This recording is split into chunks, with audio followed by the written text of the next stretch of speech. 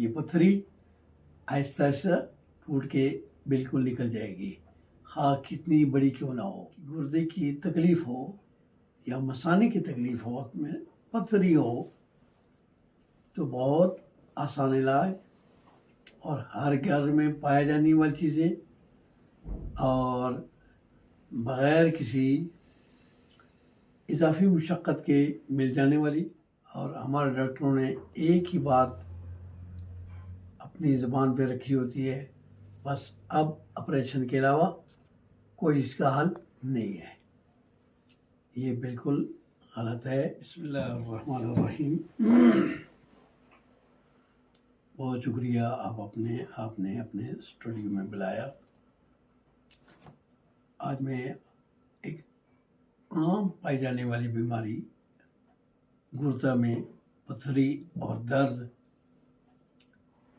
चूँकि एलोपैथिक इलाज ये तो बहुत महंगा भी है और नाकाबिले यकीन भी है।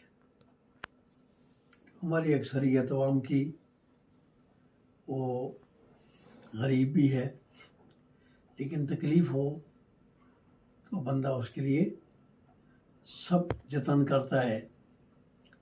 और हमारे डॉक्टरों ने एक ही बात अपनी ज़ुबान पे रखी होती है, बस अब ऑपरेशन के अलावा कोई इसका हल नहीं है।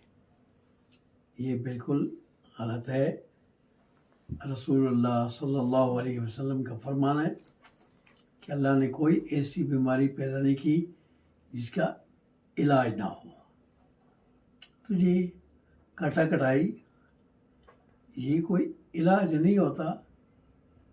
इलाज वो होता है जो उस इलाके की जड़ी बूटियों से किया जाए।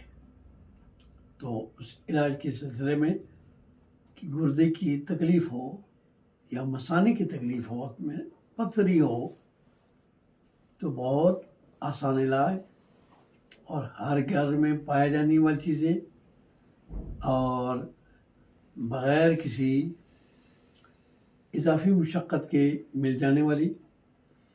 तो मैं सामीन से ये कहूँगा कि वो इसको अपनाएं और अपने पैसे भी बचाएं, अपनी जान भी बचाएं और इंशाअल्लाह अल्लाह ताला उन्हें सेहत आफ़ियत नसीब फरमाएगा और ये पथरी आहिस्ता आहिस्ता टूट के बिल्कुल निकल जाएगी।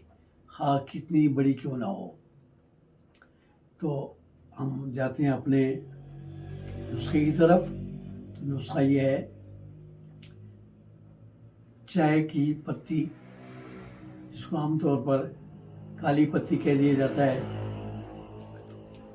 तो ये और अजवाइन, जिसको नान खा भी कहा जाता है, बहुत उम्दा चीज़ है। इन दोनों को बराबर वज़न, छोटी चाय वाली चम्मच, 1 गिलास पानी में डाल के उसको उबालें कि वो आधी रह जाए और उसमें शक्कर डाल के उसको मीठा करें। और जब वो पीने के काबिल हो जाए तो उसमें देसी घी 1 चम्मच डाल लें। ये अमल आप रोज़ाना कर लें तो इंशाअल्लाह 15-20 मिनट में दर्द से बिलखता हुआ आदमी इंशाअल्लाह उसको सुकून आ जाएगा। और मुसलसल इसको इस्तेमाल करें तो कितनी बड़ी पथरी हो वो घुल के ज़र्रा ज़र्रा होके वो इंशाअल्लाह निकल जाएगी और अल्लाह ताला शिफा दे देंगे। अल्लाह ताला ने खुद ही इन चीज़ों में बड़ा फ़ायदा रखा है।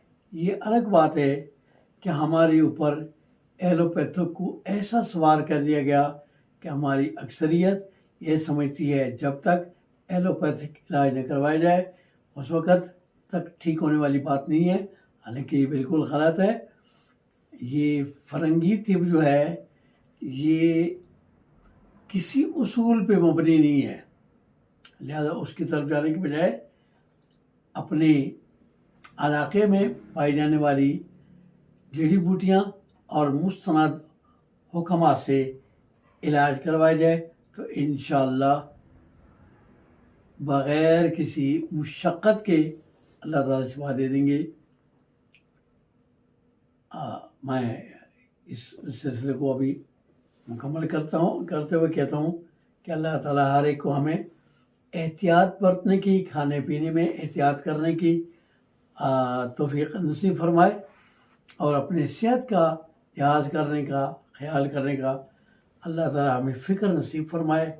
हमारे प्यारे आका सल्लल्लाहु अलैहि वसल्लम ने दो बातें ऐसी इरशाद फरमा दी हैं कि वो आज खुली आंखों हम उनका मुशाहदा कर रहे हैं और वो बिल्कुल सच्ची साबित हो रही हैं।